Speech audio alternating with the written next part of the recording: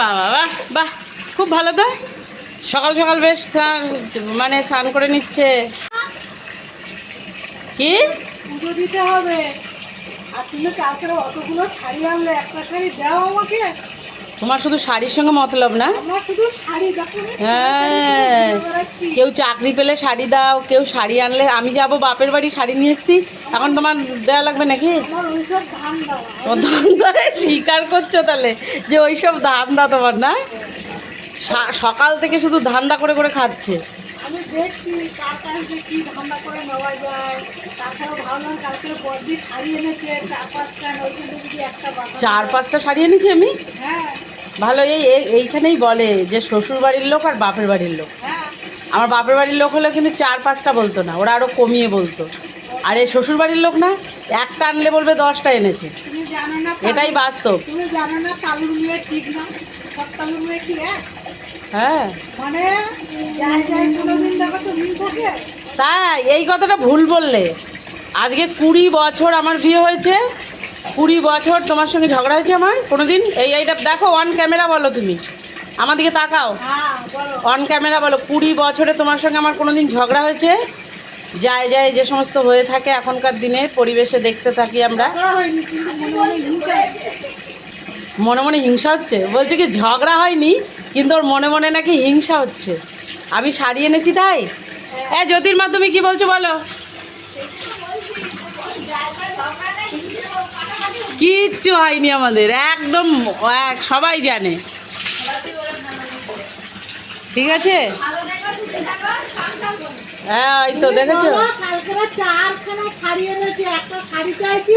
দেখো কি বলছে, দেখো হচ্ছে না। আমি নাকি 4-5টা শাড়ি এনেছি। দেখো, জ্যোতির্মা মুখটা আর একটু বাড়াও, নাহলে আমার ক্যামেরায় আসছে না। বলছে কি 4-5খান শাড়ি এনেছি, তা বলছে কি আমি কত এনেছি।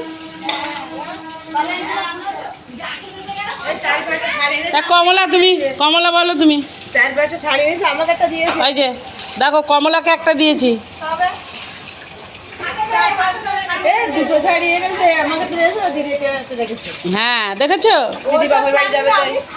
আমার ভালোবাসার লোক এরা, আমি শাড়ি দেখেছি তাই আমি বলে দিই। বুঝলে? ভালোবাসার লোক এই যে এরা। যদি না দেখতাম তাহলে বলতাম। তুমি আমাকে ভালোবাসো না, কিন্তু এই যে কমলা দেখেছো, ও ঠিক স্বীকার করলো যে আমাকে একটা দিয়েছে।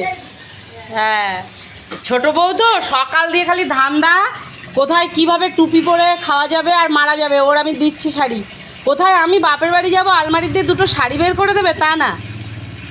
তুমি তো বাজার করে আসছো, আমি কি বাজারে যাই? বাজারে না গেলে তোমার আলমারিতে অত শাড়ি কোথা দিয়ে আসে? কেন আমার আলমারির শাড়িতে তোমার অত হ্যাঁ, কিসের? ওই তো দেখেছো, আমি চোখ দিলে দোষ। হ্যাঁ? ঠিক আছে দাঁড়াও, আমি তরকারিটা নেড়ে দিয়ে আবার আসছি। তরকারিটা নেড়ে দিয়ে আসছি, দাঁড়াও। এই আলু পটল কাতলা মাছের ঝোল হয়ে গেল। ঠিক আছে যাও, তারপর বোঝা পড়াটা একটু পরে হচ্ছে, পরেও দেখে নেবো, দেখে নেবো। আমিও দেখে নেবো। এটা রান্না হয়ে গেছে, এখনও আবার ডুমুর রান্না হবে মেয়ের জন্য। আর এই মাছের মাথা আমি আর রান্না করতে, তোমার মাথা ফাটাবো। তোমার মাথা তুমি নাও, মানে তোমার মাছের মাথা আমি পারছি না। দুটো বড় বড় কাতলা, দুটোতে 1 কেজি হবে। আমি এখন এই গরমে বাপের বাড়ি যাব, সেই আনন্দে আমি যা হোক করে ফাঁকিবাজি করছি। উনি এখন আবার এই, রান্নাঘরে ঢুকে না। ও তো আবার আরেকজন, ও ফাঁকিবাজির একজন। হ্যাঁ, ও যেই হৈমন্তী এসছে, শুধু কি করবো? এ আমার জায়েরা মিলে এরকম সারাক্ষণ আমাদের চলতেই থাকে। সকালবেলা নিয়ে আসছে, এখন রান্নাঘরে ঢুকে না। ওই পাশের বাড়ি জায়ের মেয়ে এসছে, আমার যা রান্নাঘর থেকে বেরিয়ে পড়েছে। আসতে পারিনি, তুমি রান্নাঘরে ঢুকিয়ে দিয়েছো। এ ছোট বউ, সুরসুর করে কেটে বললে হবে না। ফাঁকি দেওয়ার বলে তাই মেয়েটাকে ছোট বউ, সুরসুর করে কাটলে হবে না। মাছের মাথা নিয়ে যাও, আমি পারছি না গরমে। কমলা যদি নিরামিষ না খেতো, একেই দিয়ে দিতাম। মানুষের উপকার করতে নেই। এটা উপকার? এই মাছের মাথাটা খেলে এখন আমার কোলেস্ট্রল বেড়ে যাবে। উপকার করছো? খাবার দিয়ে উপকার করছে, ও কোলেস্ট্রল বাড়াচ্ছে আমার। আমার দেওর মাছের মাথাটা এনে ওকে দিয়ে বলেছে রান্না করতে। হ্যাঁ, এত ফাঁকিবাজ, ও আমার কাছে দিয়ে বেশ দায় সারা কাজ হয়ে গেছে, বুঝলে তো? ভালো রান্না করতে পারো। আচ্ছা, এই আপাচ্ছে দেখো কিরকম। রান্না করতে পারে না, বড় বৌদি ভালো।